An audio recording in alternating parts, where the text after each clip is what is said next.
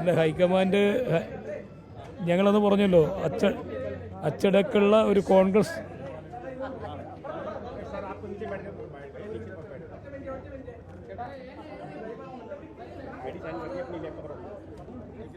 അച്ചടക്കമുള്ള ഒരു കോൺഗ്രസ് പ്രവർത്തകൻ എന്ന നിലയ്ക്ക് ഹൈക്കമാൻഡിൻ്റെ അഭിപ്രായം, തീരുമാനങ്ങൾ കേൾക്കാൻ കാത്തിരിക്കുക. അതിൽ മറ്റൊന്നുമില്ല.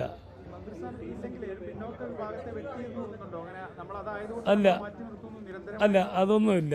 ഹൈക്കമാൻഡ് വളരെ മുഖവിലയ്ക്ക് എടുക്കും. ചർച്ച നടന്നുകൊണ്ടിരിക്കുകയാണ്. യാഥാർത്ഥ്യത്തിനുള്ള പ്രതീക്ഷ തന്നെയാണുള്ളത്. അതെ, പിന്നെ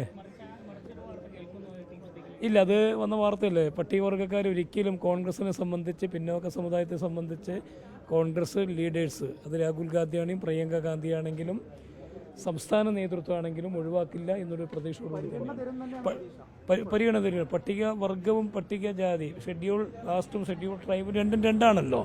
ആ നിലയ്ക്കൊരു കഴിഞ്ഞ കാലങ്ങളിലുള്ള സ്റ്റാറ്റസ് കോ അനുസരിച്ചുള്ള തീരുമാനം ഉണ്ടാകും എന്നുള്ള പ്രതീക്ഷ. അല്ല, അത് KPCCയുമായുള്ള അവരുടെ അഭിപ്രായങ്ങളാണ്. ഓക്കെ.